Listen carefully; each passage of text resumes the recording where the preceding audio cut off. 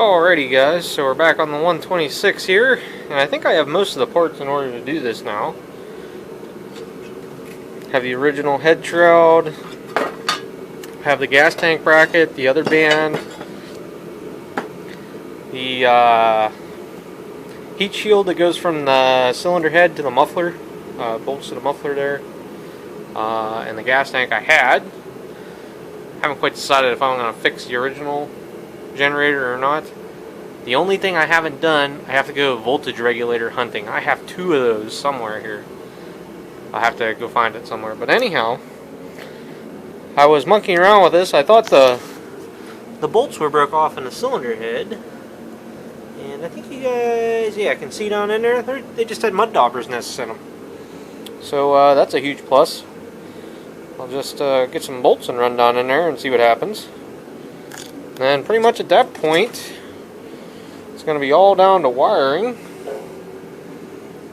and we'll go from there. I think, considering I have this choke cable hanging down here, it keeps falling down and trying to hit me on the head, I'm going to try and use that white knob. Yeah, because as you guys can see, if I try and twist the knob, the whole cable and everything turns.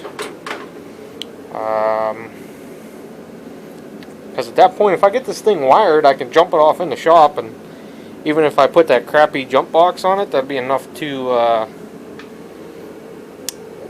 keep it running. And I can go outside and drive it around and see if the clutch works, if the transmission rattles, if it pops out of a gear while it's moving, or yada yada.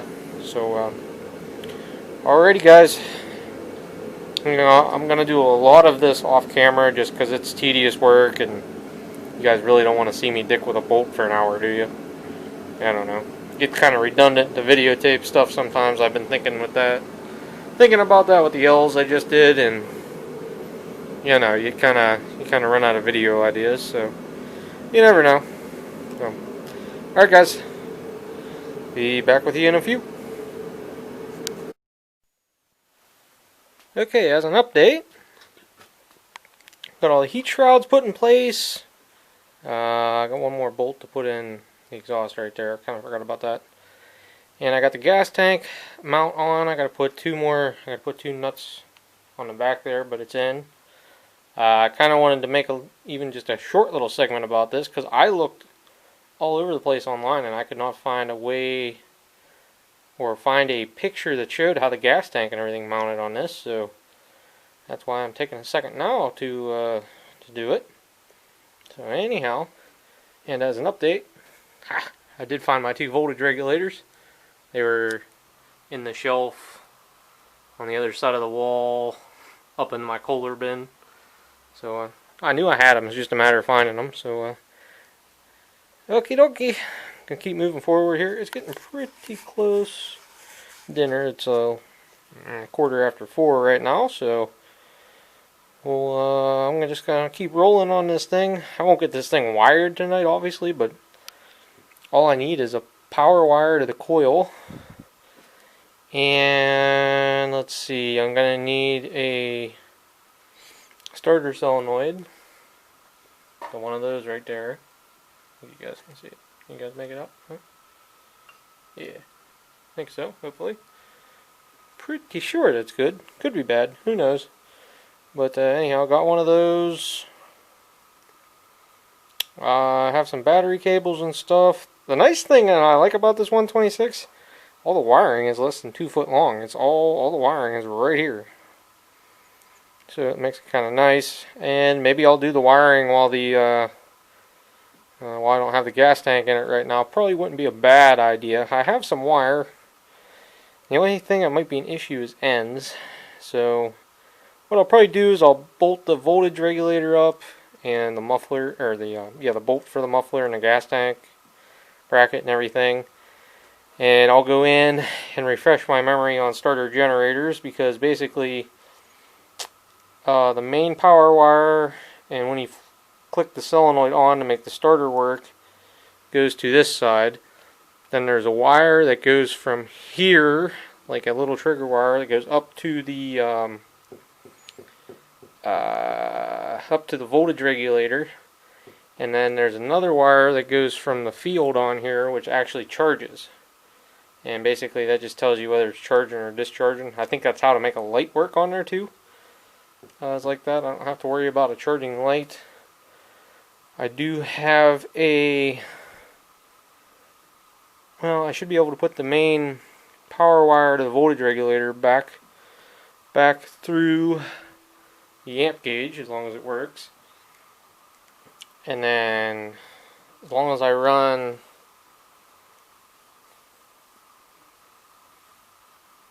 Yeah, I can put that through for just the charging system, I think. Should work. Find out. Or I can make the main power wire go off of there to the key switch. I think is how you're supposed to do it. Yeah, that makes sense. But anyhow, get this baby wired up and then we'll go from there. Be sure there's no solenoid hanging on this thing. I'll have to kind of look around because I wasn't really around when my buddy took this thing apart. He just kind of started ripping and tearing, and lay this wrench down here and looking behind the dash. Fairly decent. Nice thing is, it's only a 3-wire key switch. I'll have to go get my key out of the 71, my screwdriver, and see if I can make this work. I don't know. There's one wire going down there, which I'm assuming this probably has like a clutch safety or something. Oh, maybe that's for the rear tail lights. I forgot about that. I'm not too worried about the tail lights and the headlights right now. I can add that in after the fact. And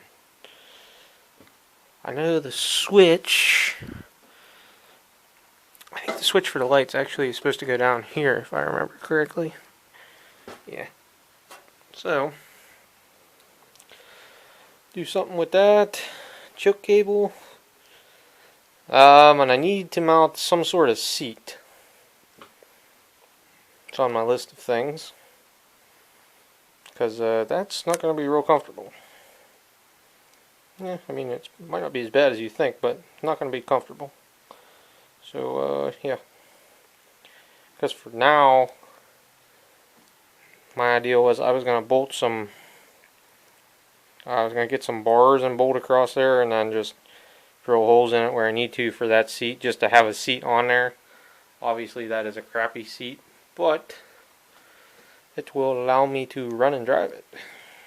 So, okay guys, just going to keep on moving. I want to get a couple pictures and I'm going to keep on going. I think about the last thing I'm going to do is put the fuel tank back in, just because of all the wiring and stuff. And I got to see how the wiring is supposed to run on this thing. I'm assuming, again, I'm assuming that since the muffler and all the heat from the motor is up top, that the wiring is probably actually supposed to run down through the frame on one side or the other. I don't know that one side is better than the other per se. It'd probably actually be better come up through the far side. Well, I can say it probably come up through here because see, here's a clip for the wiring. So that is my thought. So I guess that's what I'm gonna do. So catch you guys, I don't know, before I go inside, if not after dinner. Maybe after dinner, I don't know. I haven't decided. It's New Year's Eve, and I'll decide what I'm gonna do from there. So later guys. Figured you guys might get a laugh out of this. I was messing with the PTO again. I was trying to figure out how this worked. And I was down here, I was looking at this, and I realized something. You pull up on this, and it goes forward. Never knew that. This is what happens when you're a Gravely guy, not a Cub Cadet guy, and you're working on a Cub Cadet. What are you gonna do? At least I know it works now. One piece at a time. One piece at a time, guys. So got all the two nuts back here, the bolt there. I was gonna start bolting up the voltage regulator, but I think I'm just gonna call it an afternoon for right now, and I'll pick up on this either after dinner or tomorrow. whatever I'm feeling. So later, guys. So let's see if I got a solenoid here for the 126.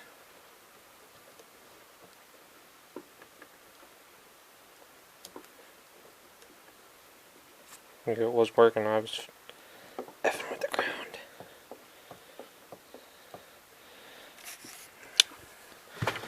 Okay, hold on. I know I got a bad ground or something in there.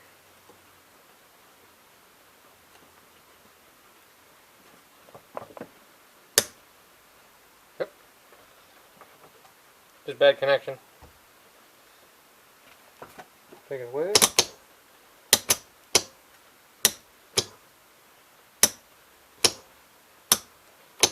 Obviously it's not a starter motor, but you know,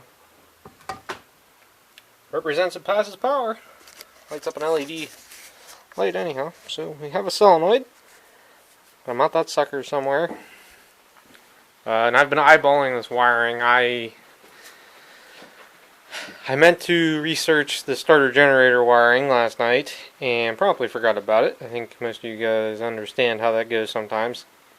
Actually, instead of doing stuff like that this morning, I was watching the Avengers Endgame and kind of finally come up free on Xfinity. So yeah, I didn't do that, but it's almost lunchtime now. It's 11:30, so I'm just kind of gonna piddle with what I know. Like I need a wire from the coil to the key switch, and I think what you do, if I remember right, while there is always power to the voltage regulator, it only puts power to the charging side if you're getting back feed from the starter side once it starts.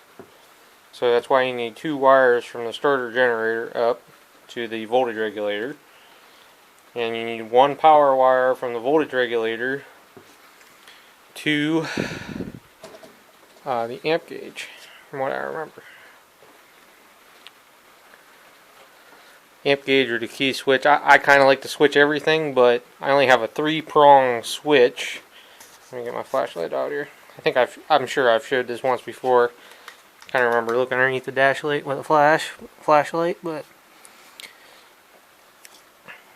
yeah, you got a battery on the bottom, ignition top right, and starter on the left there. I don't know if you guys can make that out, but I think you guys can see the writing there. Anyhow, that's ignition on the top, battery on the bottom, and it has SF, which stands for starter and field, I'm assuming. But that don't make no sense. Well, the starter would only have power while it's in the start position. So even if it has power coming back through it, if you have the wire jumped into here, it's still basically like the two wires are connected. So maybe originally what they did is they ran a wire from... No. Because if you have power in there... Okay, I'm just going to have to stick with my original theory. Come off the generator, go up to the regulator with this line, or with both lines coming from the generator to the regulator, and from the voltage regulator either to the battery, well, not to the battery, either to the starter solenoid is what I'm thinking. Well, no, I don't want the starter. Well, the starter solenoid needs to be the entrance and exit to the battery for the small gauge wiring harness. Excuse me. So the small gauge wiring harness needs to start at the positive post on a starter solenoid, and ideally I'm going to put a fuse in there somewhere. I don't know what amp yet. I'll probably stick with like a 20 amp, something like that. And then from there go to the amp gauge, and then from the amp gauge I'm going to put the main positive wire to the key switch, and the key switch will distribute it to the ignition and to the starter solenoid. And the starter solenoid will tell the generator to turn over and tell the coil to work and shut them off. Glad we talked that out, guys. Now I got a plan. And I'm glad I got it on video. No, I'm joking. It's not really that bad, but I just had to. Sometimes it's good just to stop, think, and just kind of like talk your way through it. A lot of times other people might have a second set of helping hands out here. No, just me, myself, and I. And I've spent 6 minutes on a clip that I thought would take 30 seconds. So, last time I'm talking about it, next time I come back, the wiring harness will be in here. And we'll be trying it out and see if I done screwed anything up. May even switch the choke cable while I'm doing that. I did look, and this choke cable is free and does work, so stick it in there. The knob is the wrong color. It's white instead of black, but beggars can't be choosers right at this moment. I may and dink around. There is a black one up there. Well, I'll pull one out of the dash too and try working on it. But anyhow, I think that's a job for after lunch. That's what I'm thinking.